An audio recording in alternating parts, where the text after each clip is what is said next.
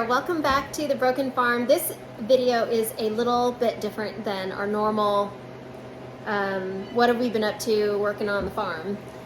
The reason why I'm videoing this is because my mom is really curious about my eggs, and so this is for you, Mom. We came by here, it's Monday, and we just got done with school and work, and we came up here to the farm because my eggs are done. So, thank you. So, I wanted to come up and get them ready. I needed to get them out of the freeze dryer. So when I came in, I had added 12 hours of extra dry time, but it had already gone through that. So I think it was on 47 hours when we got here. So what I have to do right now is I have to actually warm the trays. So that takes about 15 minutes, and then I can release the pressure and open up the freeze dryer and get the trays out. So we're gonna do that, and then what we're gonna do is, I have my Vitamix, it's brand new, I haven't opened it up, but we're gonna take it out of the box, and when we pull the trays out, the eggs should be real flaky, almost like a powder, and I'm gonna blend them up in the blender to make them like a fine powder. Then we'll put them in jars. Now here's the problem, I wanted to vacuum seal the jars, and this morning when I went to go get the attachment out of my vacuum sealer, I realized I didn't have an attachment for a jar in my vacuum sealer.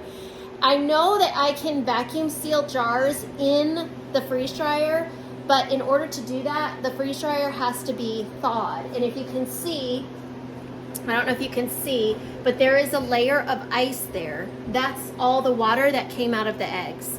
So it has to thaw before I could use it as a vacuum sealer. And that will take about an hour. So we're not going to hang around for that. Instead, what I'm going to do is I'm going to go ahead and put the eggs in a jar, and I'm going to take them home. And I did order the attachment for my vacuum sealer, and it should be there, and I'll vacuum seal them when I get home. I think they should be good, because if you don't package up anything that's been freeze dried fairly quickly, it'll start to reabsorb moisture. But I think if I put them in a jar with the lid on and I take them home, it'll be about an hour, but I think I should be okay to vacuum seal them then, and it should be all right. So hopefully I'm not wrong there. So we'll wait on the trays to warm for about 15 minutes, and then we'll get started with blending it up and packaging it up.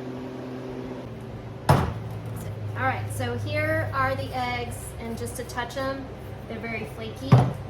So what we're gonna do is we're just gonna kind of scoop them up, see how they kind of go into flakes, and we're gonna put them in there. Yeah, I don't know if I want to use that one because I don't think I'm afraid it's gonna fall. I don't want to lose any eggs. Oops, like I just did. So Bailey was asking about what kind of eggs are these? These are raw, uncooked eggs. So I just cracked them open and scrambled them, and then froze them like that. So when we go to use them, obviously we'll have to cook them. But you can use about 2 tablespoons of this powder, and that will make about the equivalent of 1 egg.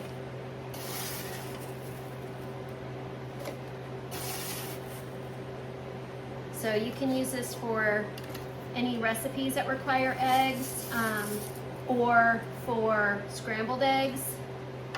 But anything that you need, like just a yolk or just white, obviously you can't do that because it's already mixed up. All right, and so we're trying to work as quickly as we can so that we don't get all kinds of,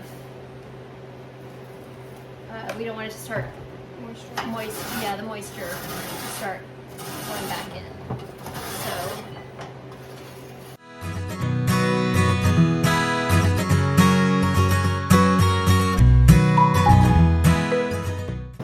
and now I've got my jars, and I decided to go with the smaller jar because we don't necessarily eat a ton of eggs like in one sitting, so I kind of figured this way I can just use a pint jar, and if I need 2 pints, then I'll use 2 pints, but I wanted the smaller jars. So I'm just filling this up best I can.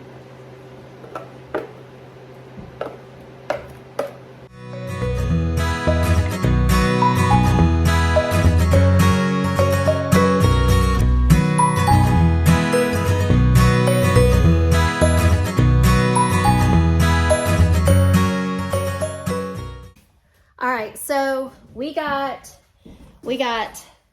7 and almost a half of this one. And as I was packaging these up, I realized I probably should have put some of this in Mylar bags.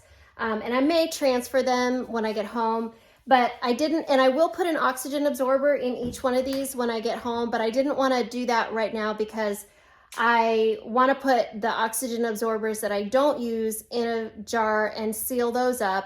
And I didn't have my sealer with me. So I'm gonna take these home just like this. Hopefully they'll be okay. And then when I get home, I'll use the vacuum sealer for the jars to seal these up with an oxygen absorber in there.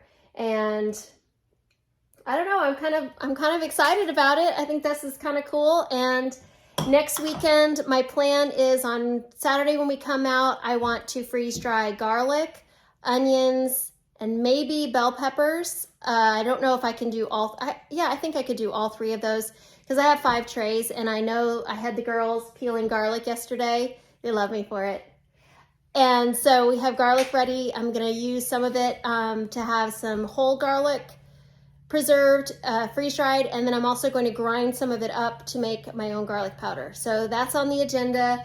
And I hope you enjoyed watching this. There's a ton of other freeze drying videos out there. I am no expert by any means, but this is my first real food because I did candy first. I don't consider that real food. This is my first run with the freeze dryer and I really liked it. So thanks for watching. We'll catch you next time.